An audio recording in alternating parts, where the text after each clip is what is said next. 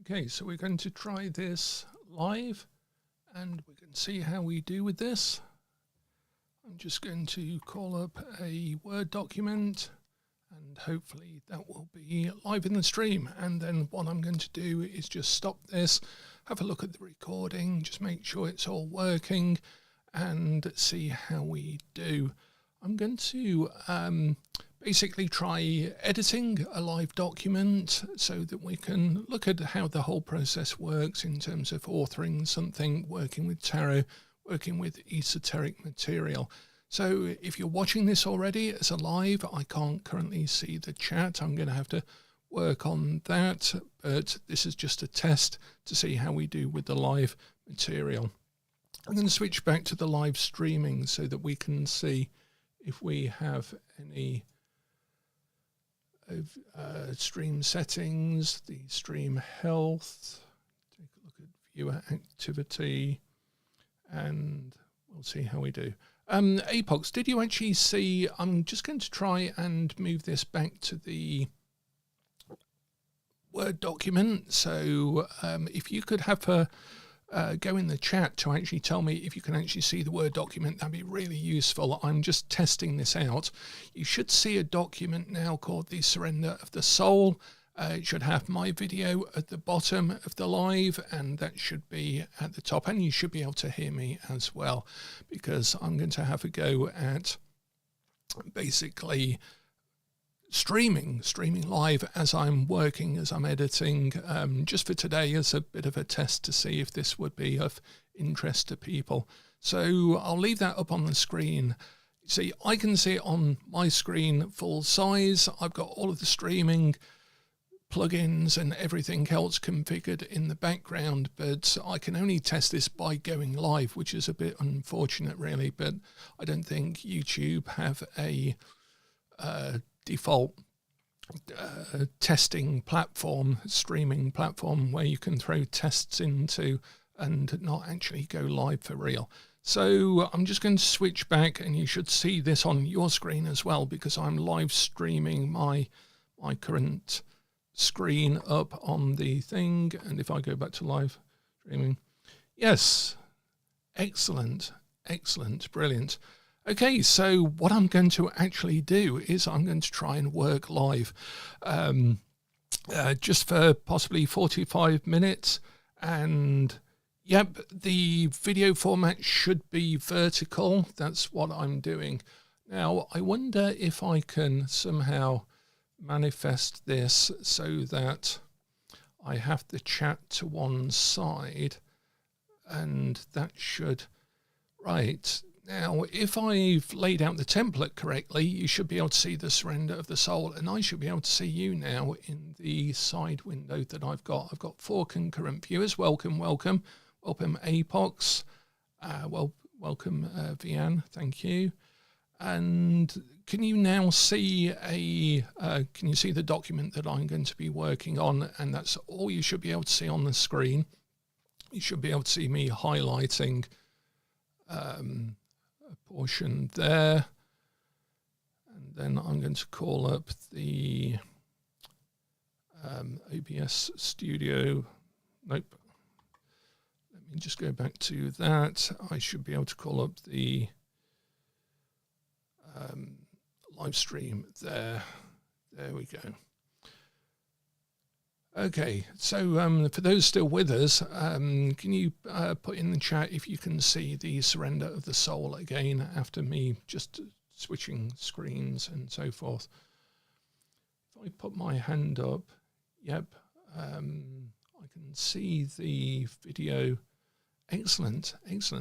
So what this is I'm going to just be working as if I was working every day, just occasionally staring out the window and working on this document.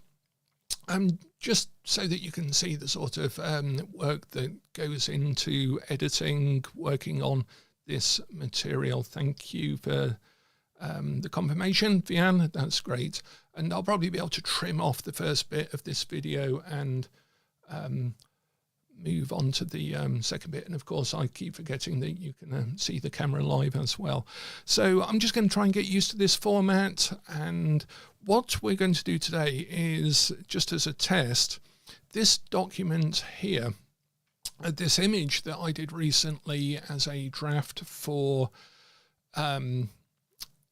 Instagram, basically, but also for the Magister, is a emerald tablet of Hermetic Tarot, the Hall of Double Truth, I've called it, the tarot tracing board. And it's actually based on something from the P.D. Ouspensky. Hopefully you can see that in the camera window. And a few other things. And there's a book by Campbell and somebody else, Joseph Campbell and somebody else, on tarot, that had a lot of layouts of cards, quite often doubling them and pairing them, which is quite interesting to see. And then on top of that, we have the emerald tablet. And it struck me that the tarot is a great way to do an emerald tablet. And so I laid out the cards, and I hope you can see most of the diagram. I'm going to try and find my mouse here. And we have the Fool, Magician, High Priestess. So basically counting the cards, we have 1, 2, 3, 4, 5, 6, and so forth, going round all the way to the end where we have the Moon, which I dropped down there for symbolic sake, Last Judgment and World, matching the Fool. And we have the Justice card at either side, the Justice card at either side for the Hall of Double Truth, and because it's card 11, certainly in the Waite-Smith Tarot, if not the Tarot de Marseille. And I just compared the cards. Now, originally I did this in my head and I wrote this. So let me just come back up to the window here. I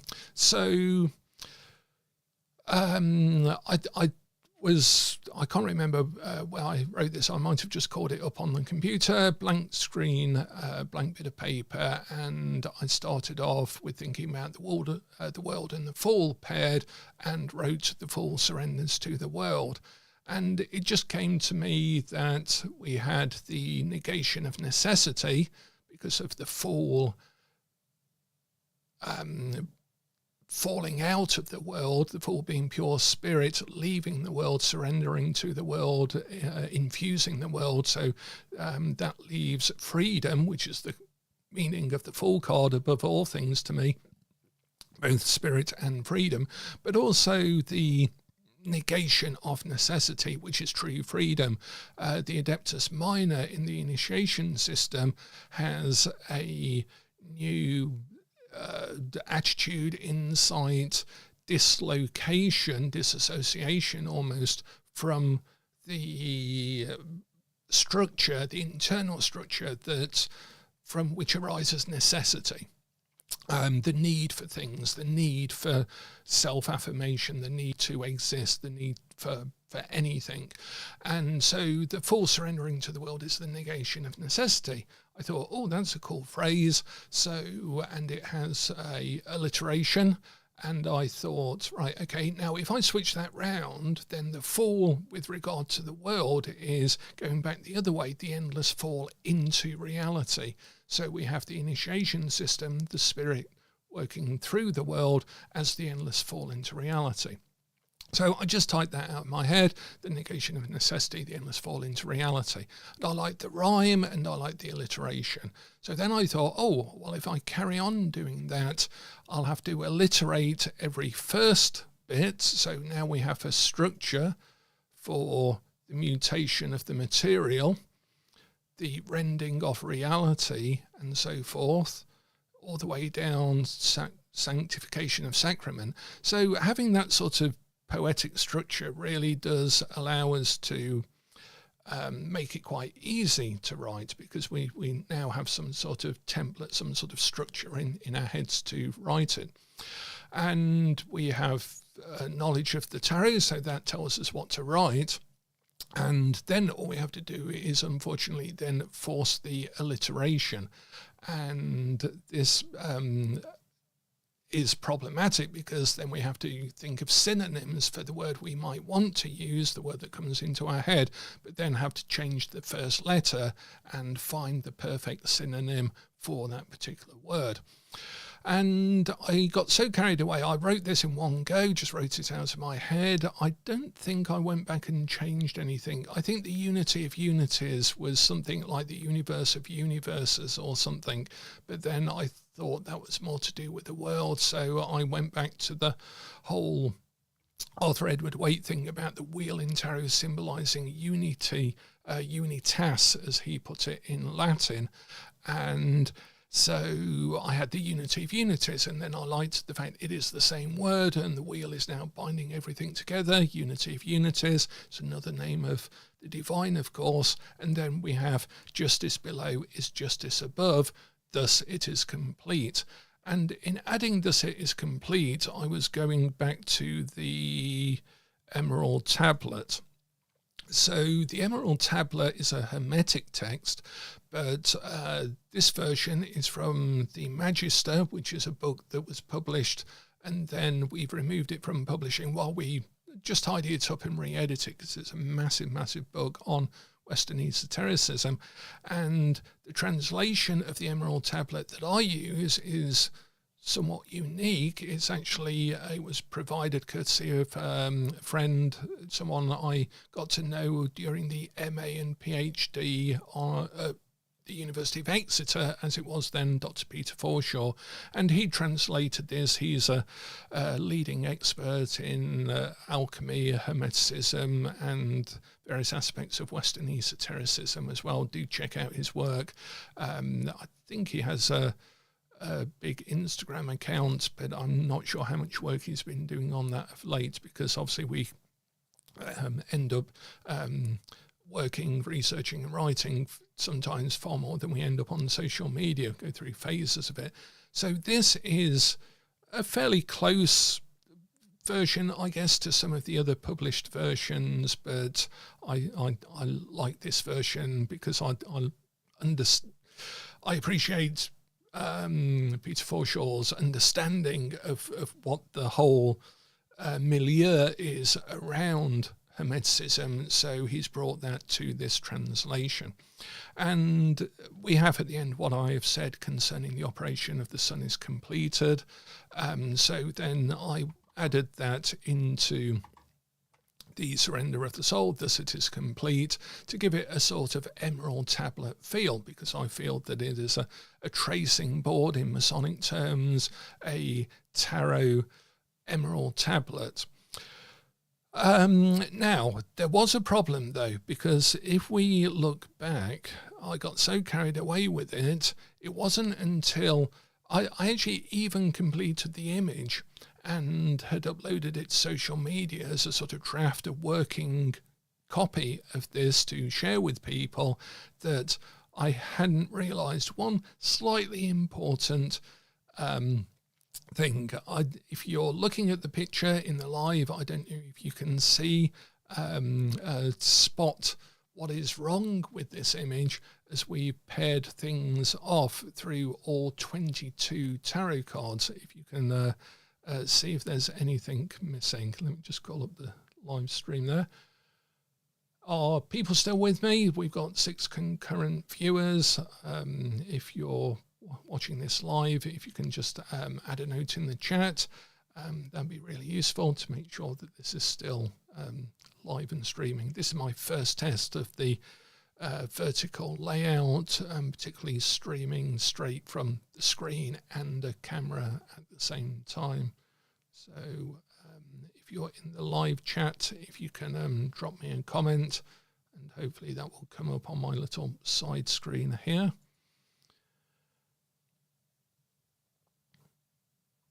Yeah, and excellent. Oh, hello, Sherry. Hello, welcome.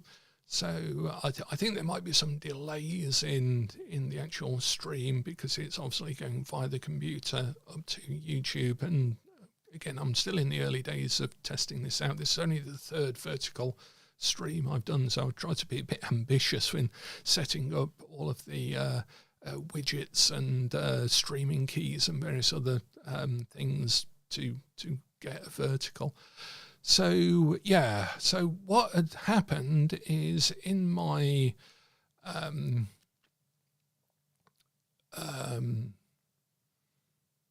pride of thinking I'd done a really good job. Oh, hello birds. Hello, welcome to the stream.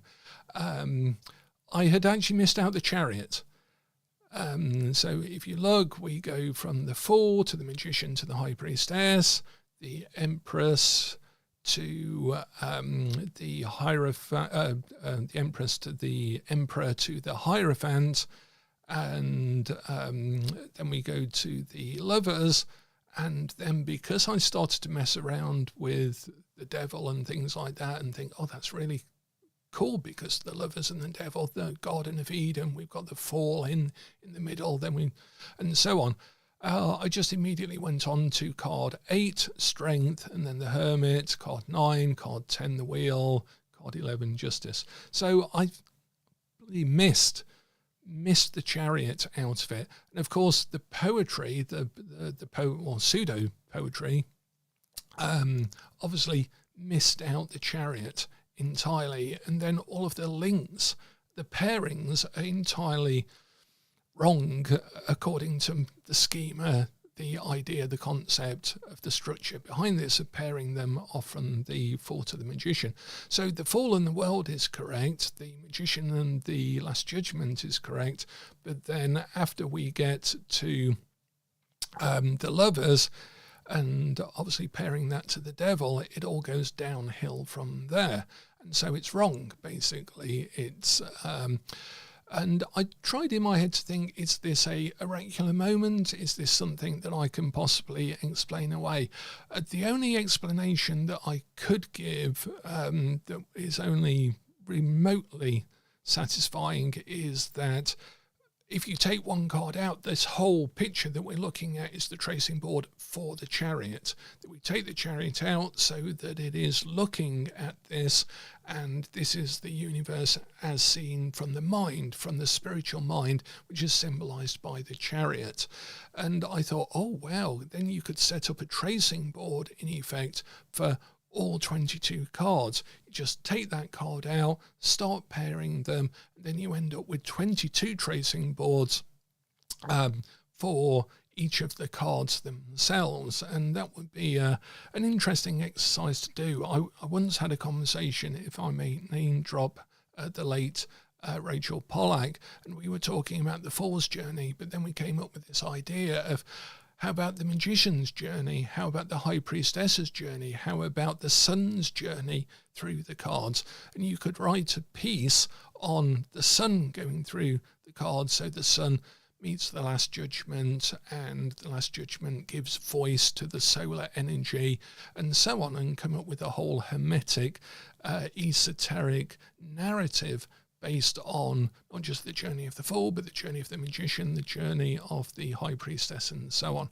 And so I was applying a similar sort of rationale to this, but at the end of the day, I thought, well, I think it is just a genuine mistake. So what I'm going to do, what I'm going to sit and do, and I thought I'd share as a test as to whether this might be useful to people. And I do know some book talkers, I did some research, sometimes do this, some authors do share their live streams, mainly to prove that they're not using AI to do it and show how much time, just literal time, goes into all of this sort of thing sometimes.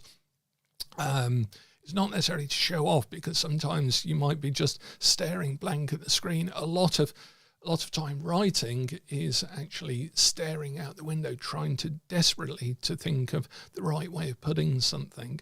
And so I'm just going to minimize that, and we can see what we're working on here. And I've just hidden the chat for a moment, and I'll assume that you can all follow this. So What we have here is then a problematic piece of writing. It was a first draft, even though I did share it. I could say I shared it with a deliberate blinding that only people who were actually reading it, looking at it, would notice that I had missed out the chariot. And this is part of the secret teaching, where anyone who understands the secret teaching will now be able to put the chariot back in and write the rest of it correctly for themselves, because we've hidden a binding. No one mentioned it on Instagram. We had about 1,500 likes on the image. I did note that I had missed a card out, or that this was a draft, so perhaps that's a get out clause for everyone who didn't notice. And this is the thing, sometimes I read things in finished books and I think no one has ever tested this, no one has ever actually done the exercise in this because it's wrong, or there's something missing, or the author's just slipped up, and also they haven't tested it and the editor's not picked it up and the proofreader hasn't picked it up and the first proofreaders of it haven't picked it up either, and so forth. Even the review, pre-publication reviewers, the early copy reviewers, sometimes miss things that have been missed through every single stage of the writing process. It does happen. It happens a lot. So first of all, there's something amiss here that I didn't like. Now I've got time to rethink this, which is thus the perpetual right. Now, I quite like perpetual. I like the similarity of etual and ritual. It makes it sound like perpetual ritual, even though it's only got the word right in, and that is a nice sound reflection of a sort of moon way of thinking about something. Just come back to the chat there. So the first thing I need to do is just tweak that, and then I need to go and change everything from, where are we? So 5, so we go 3, 4, 5 to the Hierophant, and then we skip to card 6, the Lovers, and then it should go here, the Chariot. So that should be the Chariot, first of all. I might come back to that in a moment, the perpetual right thing, because that needs to be either the perpetual and then a word beginning with P instead of ritual, and something that matches the Empress surrendering to the moon. The moon reflecting to the Empress is the reflection of the light, the full light of nature. The divine light of nature is always a reflection of the universal truth, the foundation of everything, divinity, whatever you want to call it. So nature is always a reflection of truth. It's exemplary, it's a sacrament in its true sense, and so therefore the moon symbolises that, and it symbolises that to both Waite and Crowley as being a reflection. That's why we have it on the High Priestess through correspondence, because the High Priestess is the veil of our intuition, of our deep knowingness, our connection to reality itself. We are literally this far away from the veil. In fact, to some extent, we are the veil. And so there's a level of symbolism there.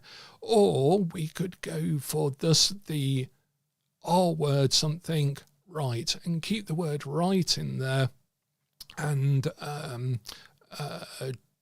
change the word perpetual to something beginning with R that still has the idea of cyclical. I think I was going for there, with the Empress being unity, the moon being reflection. So there's a sort of sacrament or symbolism of the reflection of the moon there. Or we could, and sometimes this happens, particularly well, as far as I understand it in my writing anyway, sometimes I'll just change that altogether to some other alliterative pair of words. So I'll go back to thinking about the Empress and the moon. In fact, shall we do that first, I think? So I'm just going to drop that down out of the way in terms of putting it out the way of my head. and then I might just take that out. Thus the something, and usually what I'll do is I'll read the first bit. Thus the rending of reality, the light abiding in immateriality. The Empress surrenders to the moon. Thus the reflection of the light. Thus the okay, so that's going to be nativity of nature. That's what that will be.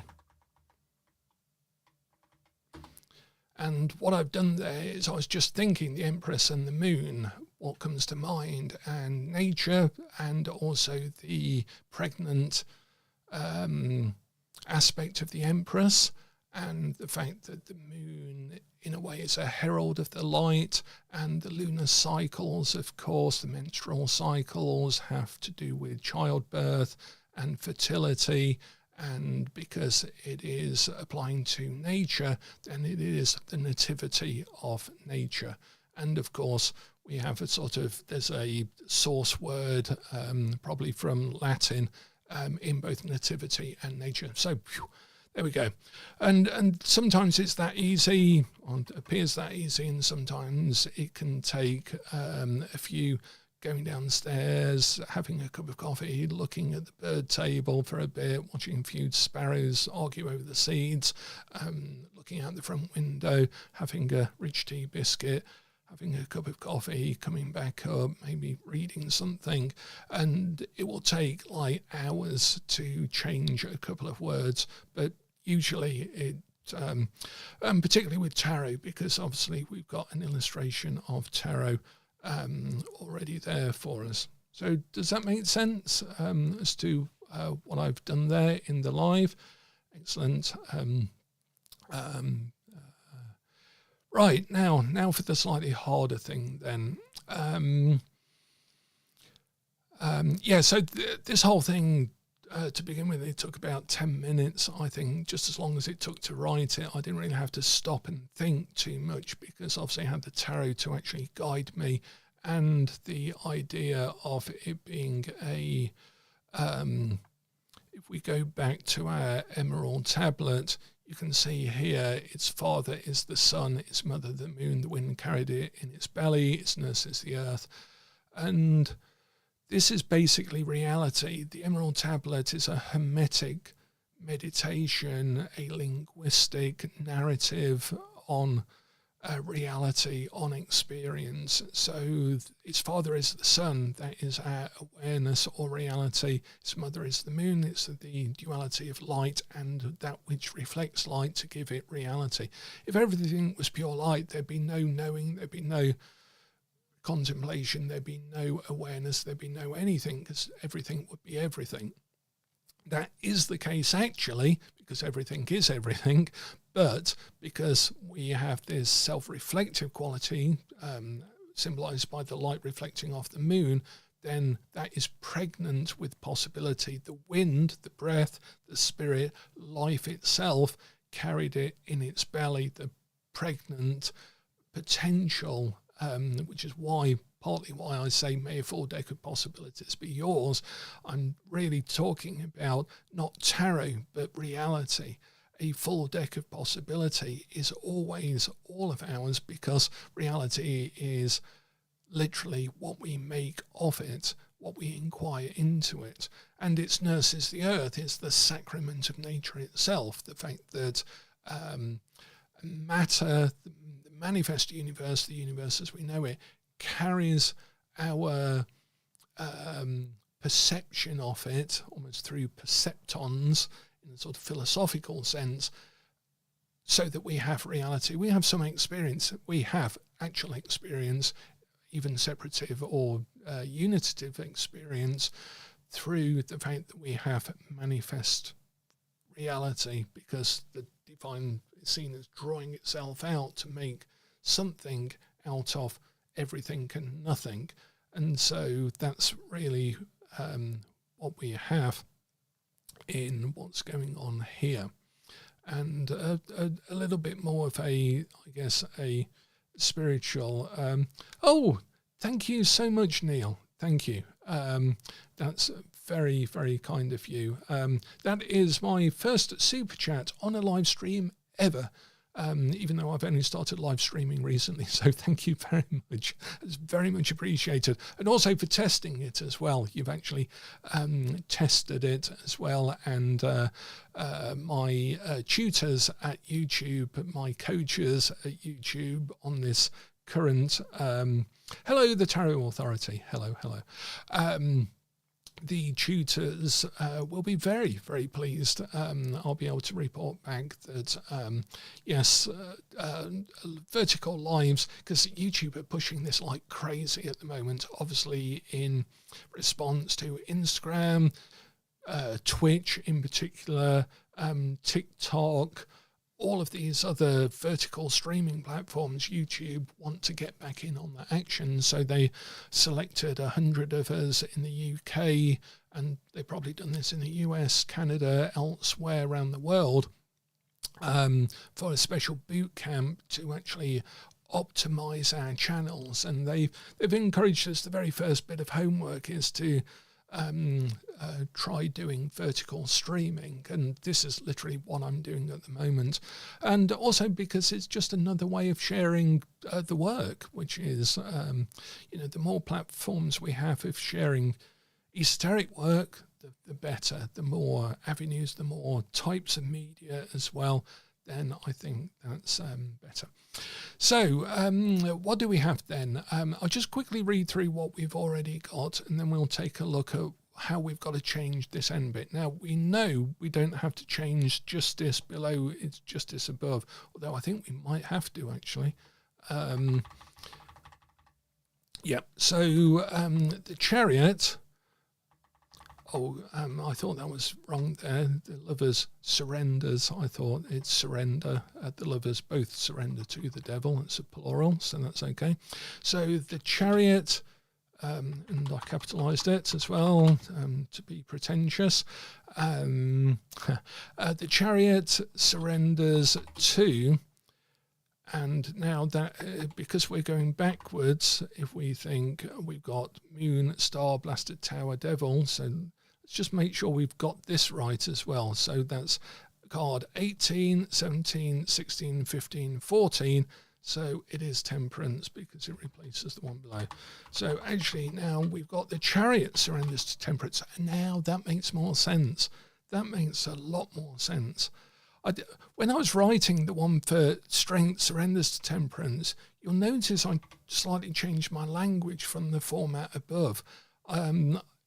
I think I already knew that there was something wrong because I ended up saying thus, bound to beauty, beholden to itself, because to me, Strength and Temperance were too similar.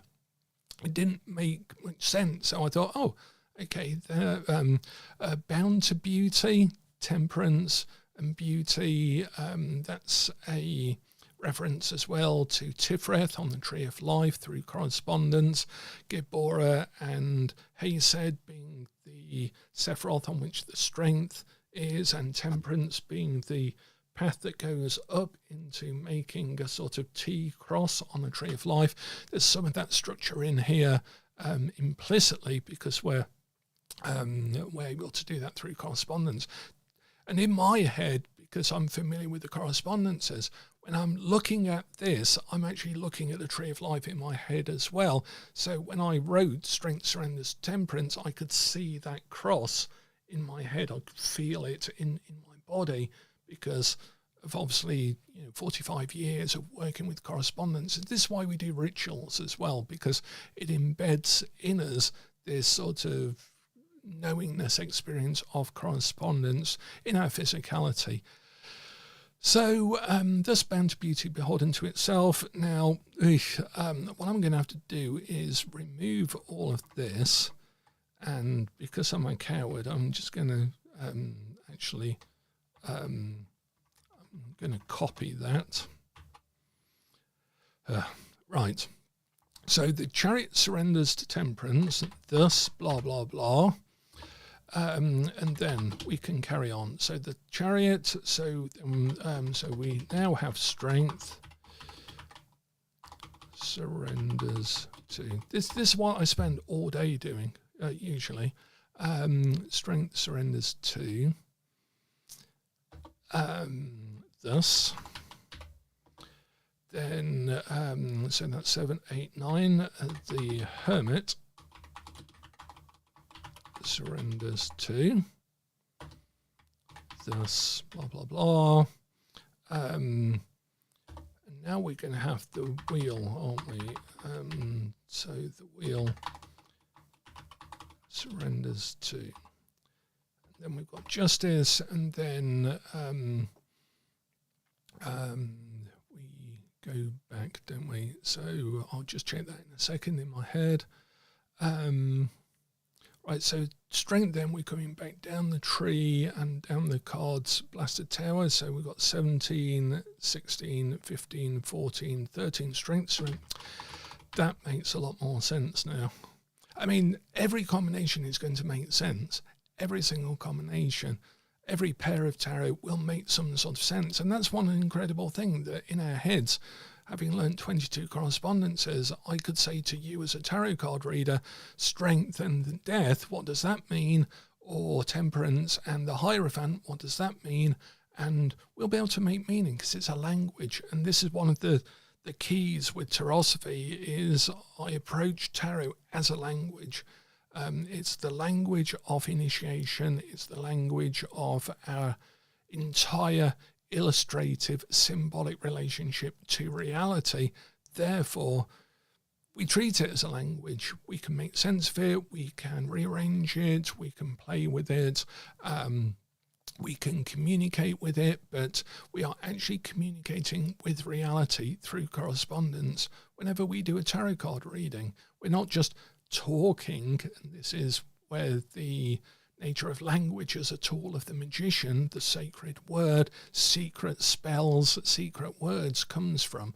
We are actually, in our ability to understand the language of correspondence, using that to communicate, relate to the universe itself, which is how most magical acts transpire or are performed or conducted.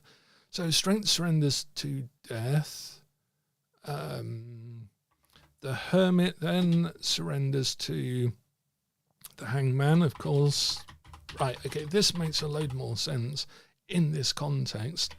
And then the wheel, and I mustn't get carried away. Oh, the wheel surrenders to justice. Unity surrenders to equilibrium. Of course it does. And then we don't need that. And then we go back up, don't we? So we get that justice, wheel. Right, so I'm going to, because I got burnt by thinking I'd got this right and then posting it, I'm going to double check before we even put the words here. So we're going to count 0, 1, 2, 3, 4, 5, 6, 7, 8, 9, 10, 11, 12, 13, 14, 15, 16, 17, 18, 19, 20, 21. And then the full make 22 cards in total. Excellent. So that's right. So now I can close that gap because we have our structure. Okay, does that make sense? Can you see sort of what we're doing there? We've got 6 concurrent viewers in the live, so can someone just confirm that you're still with me? That'd be useful, and that this is sort of making some sort of sense as to the thought process that's going on. I think probably I'll be able to window word on the screen as well as the live streaming button in thank you, Sherry, that's great. What can I do with that? Bit message, hide user, add as moderator. Okay, cool. Right, excuse me. Okay, so the chariots are, what have we got that. Yep, makes sense. Brilliant. Okay, so now we've got and don't forget what I've got to also do is then go back and totally redo this image. This image took about 10 times longer than the actual Word document from which it's inspired. And the Word document is going to actually be part of the Magister. I can fit that now into the Magister in the tarot section of that, because I want this as a real esoteric foundation that helps us look at the tarot in the light of the Western Esoteric history system that this does. So let's have a look then. We are going to, so I need to put the Chariot in. Now I could try it, well, I can't cheat because I can't just add the Chariot somewhere into this, because these pairs here, the Wheel and the Hanged Man, Death and the Hermit, these sort of made some sort of sense when I was writing them, but I think I felt I knew I'd gone off track just in this last cycle here, because the wording changes slightly. So let's go back to the document then. Yeah, thank you, Birds. I love the image as well. It took a while to do, but I'm going to do it even more tightly a second time round. And again, this is why it's so useful to have a draft of things and to spend time thinking about things. There are way too many folk at the moment just blurting stuff out onto through books, through all of the different communication channels that we now have, which is great to have the channels, but also there's a lot of unconsidered immediate stuff. Our immediacy, our appetite for immediate information is leading us a little bit down the wrong track, I think, just generally as a species. And this is partly why we like to do like 10-year projects and things like that, because you cannot make those up. You cannot recreate them. You cannot copy them, because they've authentically taken us years and years and years of work to actually produce. And, I would like that. All of this information is like dust in the sand, dust in time, sand in time, whatever the metaphor we want to use is. And it will stay behind long after we've all gone. And I'd like the stuff, at least, that stays behind for me as much as possible to be things that I have thought about, I have considered I would stand by. And that's sort of why it's useful to go back on old stuff as well and edit it, correct it, tweak it, tidy it as one goes along. Because there's a lot of people just churning out stuff all of the time, and that would just be forgotten because it's just froth, it's noise, it's foam on the top of things. So, it's really important, because I read this at my when we scattered the ashes for my dad recently. It's from Longfellow. Lives of great men are reminders. We may make our lives sublime, and so departing leave behind us footprints in the sands of time. And it's from a fairly early Longfellow poem. And strangely enough, my dad had a collection of Longfellow's poetry by the bed just before he passed, and that poem is in there as well. Now, strangely enough, I came across that that wording in a Hawkwind song, but I loved it so much from the Hawkwind song, excuse me, long back in the day, that I went and found it was a Longfellow. And I'd like to leave at least a minor footprint in the sand of time, or at least the footprint that reflects the work that I think is important for myself. And I think we should all do that to be true to unto ourselves as much as possible, and have that as our great work, because we leave that stuff behind us, don't we? And we leave it behind us in ways that we possibly can't even comprehend. Arthur Edward Waite and Pamela Coleman Smith did not know that they would leave behind them their most enduring universal work that has helped hundreds of thousands of people through millions of tarot card readings, a little artifact that Arthur Edward Waite called a delightful little experiment. They had no idea that that would be their enduring legacy. So, and you can bet Arthur Edward Waite did do at least a little bit of checking. There are some errors. There are some typos and mistakes in Pictorial Key to the Tarot. There's several versions of the book, but there's a few things where he refers, like there's a good one where he says about strength, that this that she has overhead the infinity symbol that we also see on the Hierophant, and I think he means the magician, but yeah, it's just incorrect. And there's one in Crowley, the Book of Thoth, where he actually has a refers to the light coming in on the Emperor in terms of the Tree of Life. And he's forgotten that his own Book of the Law in 1904, because this was years, decades later that he did the tarot after receiving the Book of the Law, had changed the Emperor and the Star card. So one of his other works famously had said Sadai is not the star, and he'd interpreted that to say that Hebrew letter, that correspondence doesn't correspond to the star as it does in the Golden Dawn. And so he swapped the star and the Emperor. Then he'd just forgotten that he'd done that in the Book of Thoth. And so it's just wrong. But, you know, it was many, many, many years later. And, of course, again, Crowley has left behind us the Thoth deck. So, right, so I'm blurbling on, but I need to get back to work. So the Chariot surrenders to Temperance. Right, so I was thinking, so thus the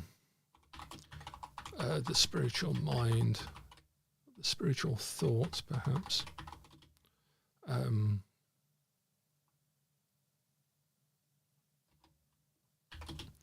then Temperance. I want to refer to the angel.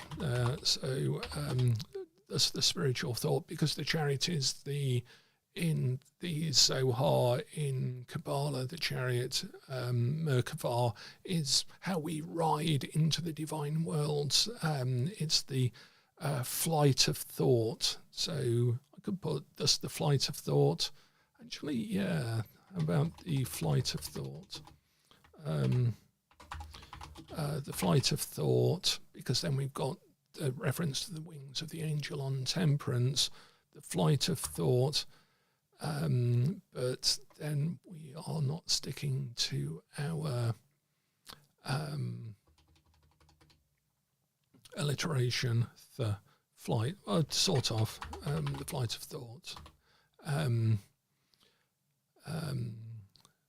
then Temperance, the angel and the ladder. I might come back to that. Oh, no, of course, the angel and ascent. So we've got the alliteration on that side of it for that one.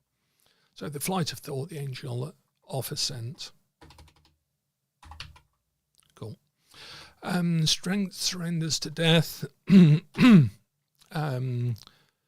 Now we might come back to that idea of binding and duty, because the garland of flowers on that card, to wait at least, is the glorious binding to a divine duty.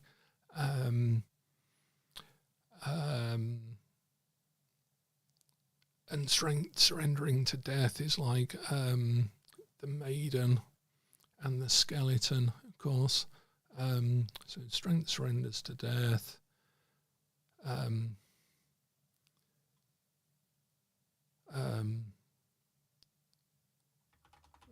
Binding becomes beholden. And then it's got something to do with the release. And the release of, I was going to say time, but that's more to do with the hermit, the next card. So the binding becomes beholden, and is that death finally releases us from all of our attachments, and we see for the first time the reality of all things, because we're no longer bound by perception, by life, by experience. The release of experience. We've got transgression becomes exile with the devil, and I want to match the death and the devil. So transgression becomes exile. So this has got to be about return. Release and return. Yeah, because strength has the infinity symbol, and we are released and returned within death and strength. On the tree of life as well, strength is Hesed and Gibora, death is Netzach to Tifereth. So that is crossing the veil and crossing the abyss. Actually, abyss and veil. Yeah, I think I like release and return. Rend and return. No, release and return. I'm sticking with that. Again, sometimes we can have more poetic or evocative words, but it's actually better just to keep them as simple words, because that gives the communication. And I've noticed this a lot with a lot of esoteric books now. Gosh, excuse my language. But they do tend to go for this deliberate, obscure culture, really. It's a very performative, even pretentious form of writing, I think. And I know this may seem pretentious, of course, but I'm happy to use release and return to mean release and return. I'm not forced to have to write some sort of gibberish. Hello, Shannon. Hello, Shannon. Hope you're still with us. Sometimes I was going to pick an example from the books I've just got up to my right there, but I won't name any names. But it's things like, and thus the temporal field of negative experience releases into that void point of the nihilistic vessel that is merely the substantiation of the singular soul released into an abiding form of netherness, and yet the overarching narrative of this occult knowingness is found within the very being of non-dualism. And it just, I've tried to read some of these books, and I keep thinking, what are you trying to tell me? Are you interested in telling me something, or are you writing an obscure occult book? Because then it has to read like something you cannot make sense out of. And certainly my first and second occult teachers would beat that out of me usually, and say, well, what is it that you mean? What do you want to say? And say it. So, right, the hermit surrenders to the hanged man. I like the alliteration we've got with hermit and hanged man. Thus, of course, we've got the light above and the light below. Have we had anything like that before? I don't think so, because the hermit is holding the light in the lantern. The hanged man has got the halo around. Actually, I think we should say the light without and the light within. Okay. And then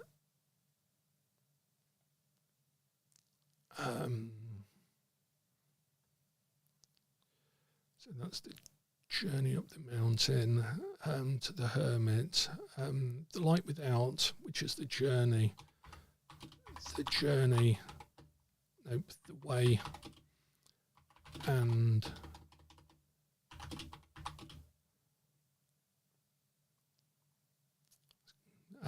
So the hermit is the way, is the spiritual way. And the hanged man is the card of initiation, really, the way and the initiation. The way and the beginning, the way and the initiation into the way. The way and the gate. I don't like that for the hangman. The way and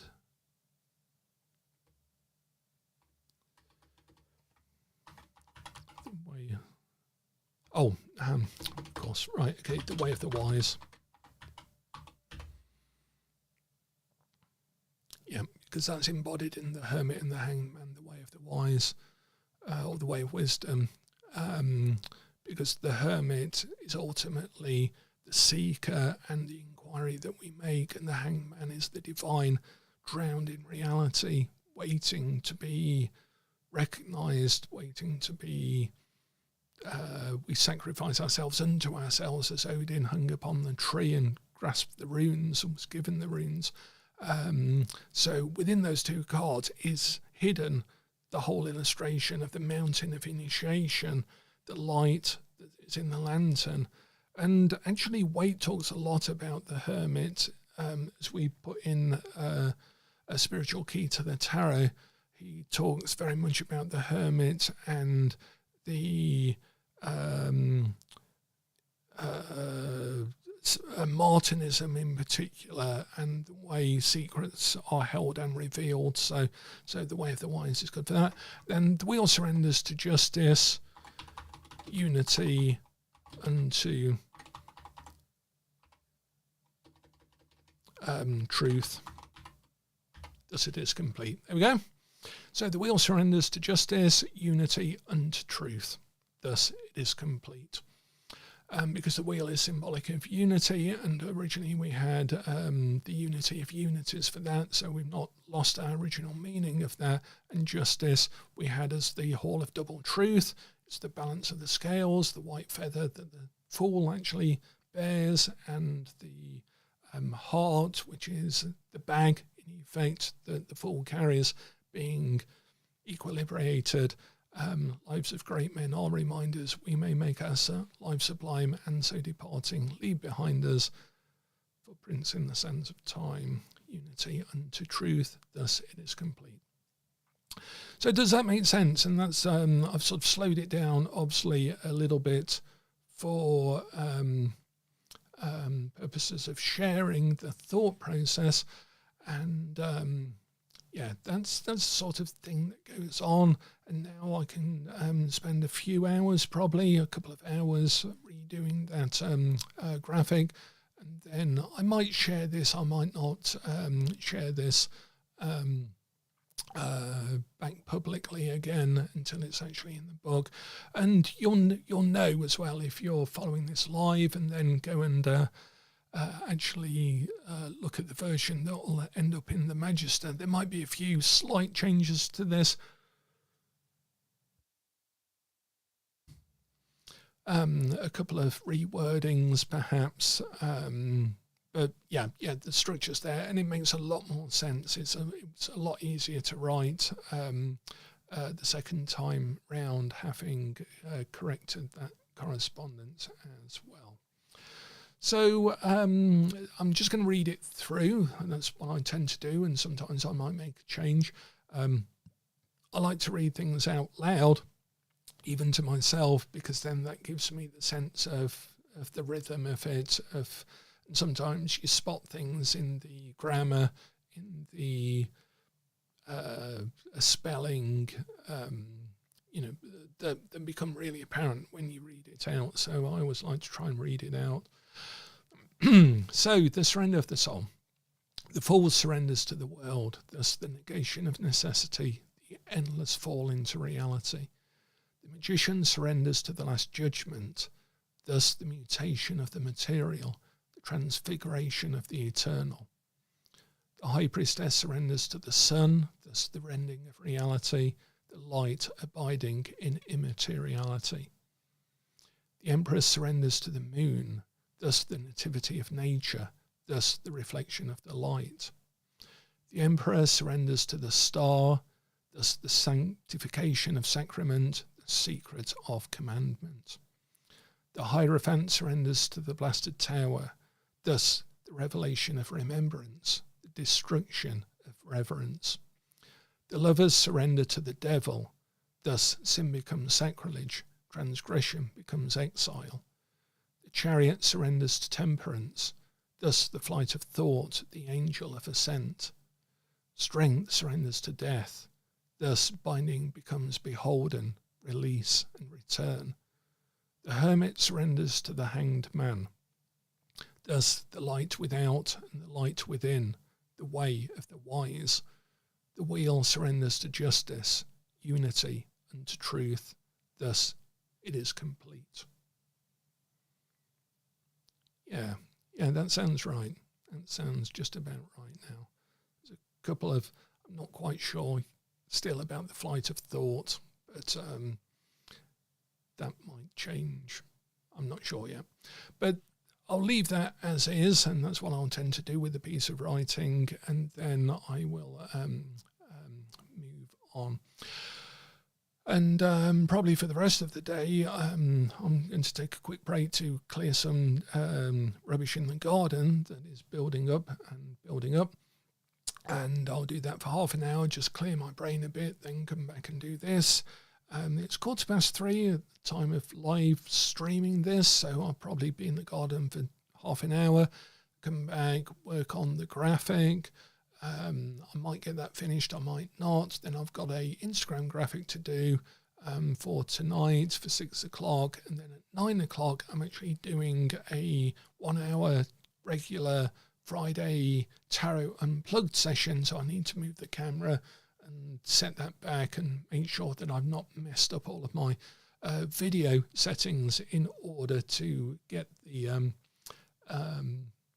get this vertical thing for my homework for YouTube. So thanks a lot for being with me. Thanks a lot very much. It's been a pleasure that you've been with me. Thanks so much, Neil, for the super thanks. That's really, really appreciated. As my co-author Tali Goodwin sometimes relates, I think it was it Samuel Pepys or someone like that who said only a blockhead would be a writer. The books do not make as much money as people might think, not unless you're Stephen King or J.K. Rowling or someone who can shift hundreds and hundreds of thousands of them. So this also has to be done as a work of passion, really, of vocation, because